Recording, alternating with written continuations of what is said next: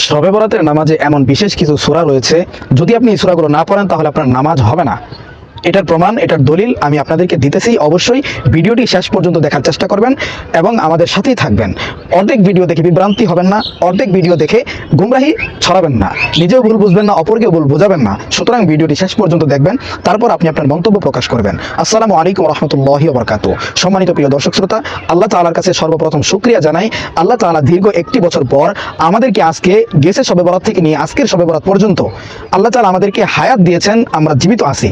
যারা দুনিয়া থেকে চলে গেছে, শবে বরাত পায়নি, গত বছর পেয়েছে, আজকে পায়নি, আল্লাহ তাআলার কাছে দোয়া করবো আল্লাহ তাআলা যেন তাদেরকে মাফ করে দেন। এবং আমরা যারা পেয়েছি আল্লাহ তাআলার কাছে দোয়া করবো, শুকর আদায় করবো যে আল্লাহ তাআলা যেন আমাদেরকে টেনে হেঁচড়ে রমজান মাস পর্যন্ত নেওয়ার তৌফিক দেয়। কারণ রমজান মাস পাওয়া এটা ভাগ্যের বিষয়, এটা সবাই পায় না, এটা সবাই পাবেও না। এজন্য আমরা আল্লাহর কাছে বিশেষভাবে আরেকবার শুকর আদায় করে বলি আলহামদুলিল্লাহ। সম্মানিত প্রিয় দর্শক শ্রোতা, ভিডিও লম্বা করবো না, আজকের ভিডিওতে আলোচনা করবো শবে বরাতের নামাজে কি কোনো বিশেষ সূরা আছে কিনা। আমরা আমাদের অনেক মা বোনদের থেকে শুনি যে তারা বাড়িতে নামাজ পড়ে, একত্রিতভাবে নামাজ পড়ে, তো তারা যখন নামাজ পড়ে এরকম বিভিন্নভাবে বিভিন্ন কথা বলে থাকে। আমরা জানি মহিলারা বুঝে কম চিল্লায় বেশি, তারা হুজুগে মাতাল।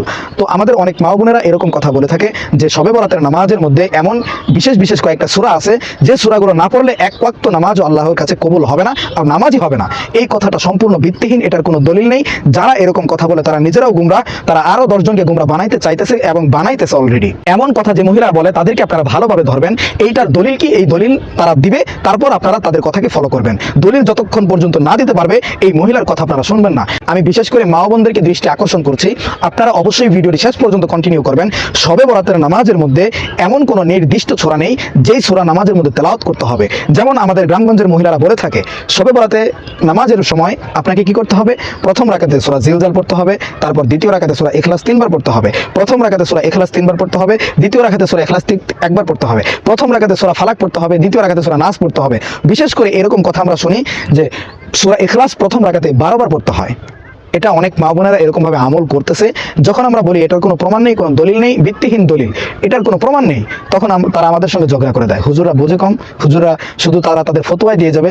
আগের যুগের মানুষ এভাবে নামাজ পড়েছে, আমরা অনুসরণ করলেই ভুল, এখন আধুনিক হুজুর হয়ে গেছে, এরকম কথা তারা বলে থাকে। আল্লাহ তাআলা মাফ করুন তাদেরকে। আমি আপনাদেরকে উদ্দেশ্য করে বলতেছি, এমন কোনো নামাজ নির্দিষ্টভাবে নেই যেই নামাজের মধ্যে আপনাকে এমন সূরা বাধ্যকতা করে দেওয়া হয়েছে আপনাকে পড়তেই হবে, আপনাকে পড়তেই হবে, এটা কোনো বাধ্যকতা নেই। এজন্য আপনারা এটাকে বয়কট করবেন। বাকি সুন্নাত নামাজের সময় শুধুমাত্র নির্দিষ্ট করে দেওয়া হয়েছে রাসূল সাল্লাল্লাহু আলাইহি ওয়াসাল্লামের সুন্নাত, যেটা ফজরের নামাজের আগে 2 রাকাত। এই নামাজের সুন্নাতের মধ্যে আপনি চাইলে সূরা কাফিরুন প্রথম রাকাতে, দ্বিতীয় রাকাতে সূরা ইখলাস আপনি চাইলে বাধ্যকতা করে নিতে পারেন।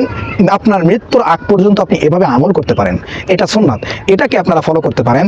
যদি রাসূলের একটা সুন্নাতকে জিন্দা করতে পারেন তাহলে আপনি একটা সুন্নাতের উসিলা করে আল্লাহ তাআলা হয়তো আপনাকে রাসূল সাল্লাল্লাহু আলাইহি ওয়াসাল্লামের উম্মতের কাতারে দাঁড় করাবেন, হয়তো রাসূলের শাফায়াত আপনি নির্দিষ্টভাবে পেয়ে যাবেন যদি রাসূলের একটা সুন্নাতকে আপনি ভালোবেসে মরতে পারেন।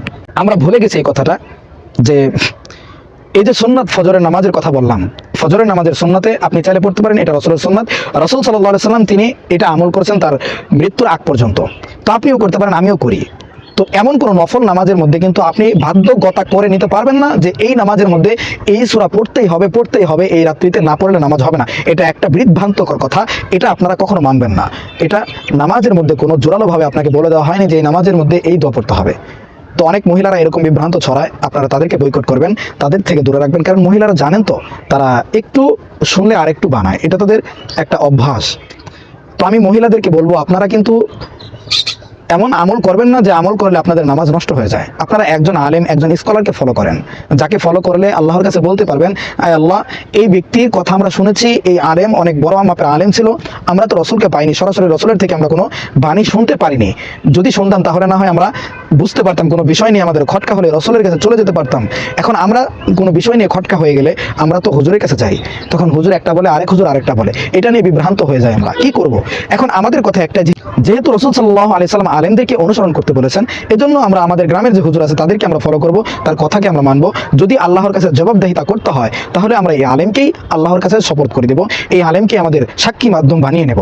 তাহলে আমাদের হিসাব বরাবর যেই গুনাহ করি না কেন, যেটা বেদাত, হুজুর যে আমলটা করতে বলছে এই আমলটা যদি বেদাত হয়, এটার জন্য হুজুরে আল্লাহর কাছে জবাব দেবে, আপনি দেবেন না। তাহলে আপনি কেন পারাপারি করবেন? ছোটখাটো বিষয় নিয়ে কেন মারামারি করবেন? কেন দাঙ্গা হাঙ্গামা করবেন? প্রয়োজন নেই। আপনি আপনার স্থানে থাকেন, আমি আমার স্থানে থাকি, কোনো বিষয় নিয়ে খটকা লাগলে আপনারা আপনাদের এলাকার হুজুরের কাছে যাবেন, তার থেকে সমাধান নিয়ে আসবেন। অবশ্যই আল্লাহ তাআলা এর মধ্যে বারাকা দান করবেন। আল্লাহ তাআলা আমাদেরকে এই শবে বরাতের রাত্রিতে বিশেষভাবে বিশেষ করে আল্লাহর কাছে আমরা যেটা চাইবো সেটা হচ্ছে আল্লাহ তাআলা যেন আমাদেরকে রমজান মাস আমাদেরকে পৌঁছায় দেয়, রমজান মাসে যেন আমরা পা রাখতে পারি, আল্লাহ তাআলা যেন আমাদেরকে সেই তৌফিক দান করেন। এটা বেশি আল্লাহর কাছে দোয়া করবেন এবং এই দিনে আল্লাহর কাছে আপনার রিজিক বেশিভাবে চেয়ে নেবেন যেন আল্লাহ তাআলা আপনার রিজিক বাড়িয়ে দেন। এবং এটাও চাইবেন আল্লাহ তাআলা যেন আপনাকে এই রমজান মাসের 30টা রোজা যেন রাখতে পারেন, আল্লাহ তাআলা সেই তৌফিক দান করেন। পিতামাতার জন্য দোয়া করবেন, আত্মীয় স্বজনদের জন্য দোয়া করবেন, যারা দুনিয়া থেকে চলে গেছে তাদের জন্য দোয়া করবেন, প্লাস আপনি আপনার সন্তানাদিদের জন্য দোয়া করবেন। এটা আপনার কর্তব্য, আপনার দায়িত্ব, এটা আপনি ভুলে যাবেন না। আপনার পিতামাতার জন্য বিশেষ করে দোয়া করতেই হবে। সর্বদাই আপনার মোনাজাতে আপনার পিতামাতাকে আপনাকে রাখতেই হবে, বাধ্যতা এটা। রাসূল সাল্লাল্লাহু আলাইহি ওয়াসাল্লাম তিনার পিতামাতার জন্য দোয়া করতেন। আমরা কি দোয়া করলে আমাদের কষ্ট হয়? অনেক সন্তান আছে পিতাকে কবরে রেখে চলে আসছে 1 বছর 5 বছর 7 বছর হয়ে যায়, কোনোদিন সে সন্তান তার পিতার জন্য দোয়া করে না, কোনোদিন সে সন্তান তার দাদার জন্য দোয়া করে না, কোনোদিন সে সন্তান তার মার জন্য দোয়া করে না, কোনোদিন সে সন্তান তার আত্মীয় স্বজনদের জন্য দোয়া করে না, প্লাস মসজিদেও আসে না। এরকম হাজারো যুবক এবং মুরব্বিয়ান আমরা দেখি আমাদের প্রত্যেক এলাকায় আছে। আল্লাহ তাআলা আমাদের সকলকে রমজান মাস পর্যন্ত হায়াতে তাইয়্যিবা দান করুন। আল্লাহ তাআলা যেন আমরা রমজান মাসের 30টা রোজা রাখতে পারি সেই তৌফিক দান করেন। সকলে ভালো থাকবেন, সুস্থ থাকবেন। আসসালামু আলাইকুম ওয়া রাহমাতুল্লাহ।